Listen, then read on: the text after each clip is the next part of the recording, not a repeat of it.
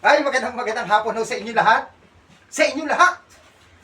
Ako ang pambansang bartender po ng Pinas. Wala akong iba kundi si Mr. Lance. Kumusta ho kayo ha? Follow, and share na lang ho. No? Balaton nyo na kay Mr. Lance. At pakirate nyo na ho yung aking ginagawa. At kung saan yung lugar ho napanood. Okay? Dahil ho ngayon ay gagawa ho tayo ng isang uri ho ng inumin. Ano ho ba pangalan nito? Parang tinatawag na black tequila ho ito. Okay? Ayan. Bago ho yan ha. Follow and share ho ha. Kasi pag nag-follow and share ho kayo sa akin, ito mapapanalunan nyo. Ito pamimigay ho ni Mr. Rats. Itong sparkling red. Ngayon buwan ng, tama, July ngayon. Ito pamimigay ni Mr. Rats. Follow and share ha. Yan lang ho ang susi. At nagla-live ako sa Dennis Castillo Salazar, ang mga pinag-uusapan, topic, ano ho ba? Siyempre, mga history, mixing, at lahat ng ginagawa ho natin, mga alcohol content. Okay? Siyempre, the most important thing doon yung kanyang history. Okay? Ayan. Ano ba gagawin ni Mr. Ranso ngayon? Tinatawag ko na black tequila. Oho. So, apat na ingredients so gagamitin ho natin dyan. Unang-una, ito hong tequila. Saan ho ba nagmula ang tequila? Basa-basa hong Mexico, ha? Lagi ko na hong pinapaliwanag. Nag-start to 250 to 300 AD. Saan ho ba gawa ito? Gawa ho ito sa mga agave, blue agave. Okay? Kasi marami hong agave doon. Okay? Next ho natin ilalagay dyan itong tinatawag na Red Bull. Okay? Ayan, Red Bull. Kayo ho ba umiinom ng Red Bull? Ako dati umiinom ng Red Bull pero ngayon hindi na ho eh. Bihira na ako uminom. Okay, nung kabataan ko, bata-bata ako, uminom ako nito eh. Saan ba talaga nagsimula ang Red Bull? At sino ba ang nag-ano invento nito? Ang nag-invento ho nito si Chaleo Yu Vidya.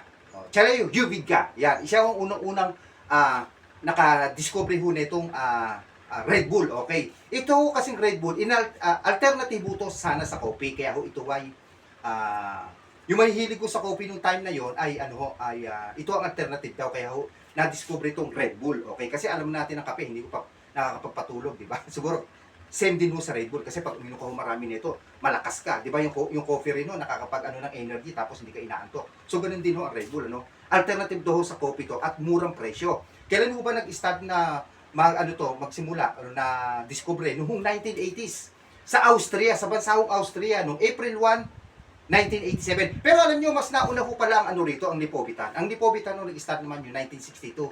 Ang naka-invento naman si Taisho in Japan. Okay, ayun. Alam naman ho natin pagka may Jollibee, may McDonald's. So kung may Red Bull po, may Lipovitan, kaya ko lang paniliwanag. Yan ang kwento ng Red Bull. Yan. Sino ba umiinom pa sa inyo ng Red Bull, Lipovitan?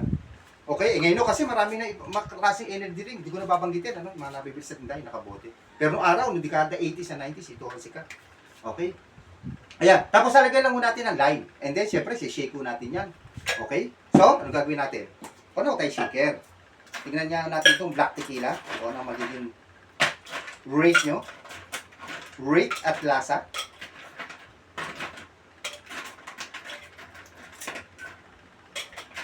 Ayan. Tingnan natin kung ano magiging rate nyo rito. Ayan, pakita ko natin. Lagay mo tayo tequila, dalawa.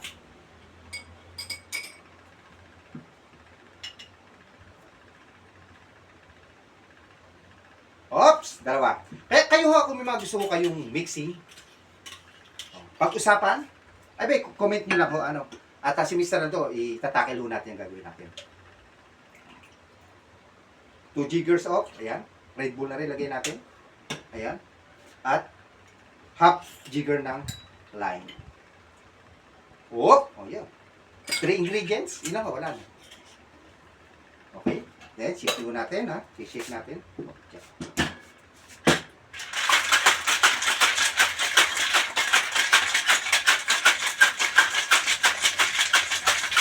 Okay.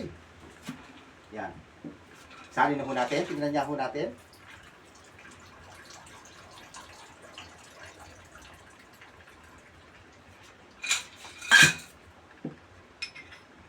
Then, lagyan na ho natin ng garnish. Minready ako rito para maganda. Okay? Ito natin tinimpla. Yan. Okay? Ganda ho. Galing ho, no? Yan. Kaya, alam nyo itong mga, may oras pa naman tayo, no?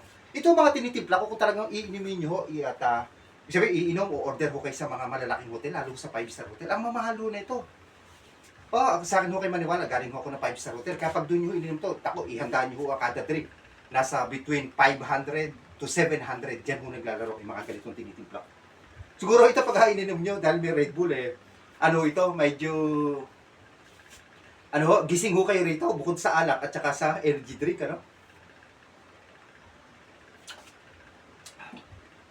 Nako, ano ho, strong ho to sa ano, sa, sa Red Bull ho, doon sa energy drink, lasang-lasa ho niya. Kaya tingin ko, pagka ito iinimin nyo, talagang gising ho kayo sa magdamag. Minum na ho kayo tequila, minum pa kayo Red Bull. Ayun, no? Strong ho talaga, dinescribe ko lang ho ang kanyang lasa. Okay? Ayan. Nakapagtimpla na naman ho tayo ng isang uri ho ng drink, ano. So, baka ho kayo may request dyan, may gusto kayo ipatimpla, ay ba, titrahin mo natin. Kasi si Mr. Lanzo, mimix ho tayo ng, yan lahat nakita nyo, minimix ho natin yan. Nagmimix ho tayo ng mga simple mixing. Nagmimix din ho tayo ng mga hard mixing. Ibig sabihin yung mahihirap na mixing. Para ho balance, ano. O para nakikita nyo. Kasi kung kayo napupunta sa mga hotel, sa mga bar, may idea ho kayo kung ano ang inyong o-orderin. O kung kayo nasa bahay, alam nyo na kung ano titimplahin. Okay? Drink moderately, lagi yung sinasabi ni Mr. Lance. Ako ho ang pambansang bartender ho ng Pilipinas. Sa following, share nyo naman ho ko si Mr. Lance Balaton yan ho. Okay? Dahil nagpapamigay ako ng alak dito. Di naman to ito. Okay? Ayan. Sparkling red. Ako ang pambansang bartender ng Pilipinas. Walang iba kundi si Mr. Lance. Thank you guys. God bless to all.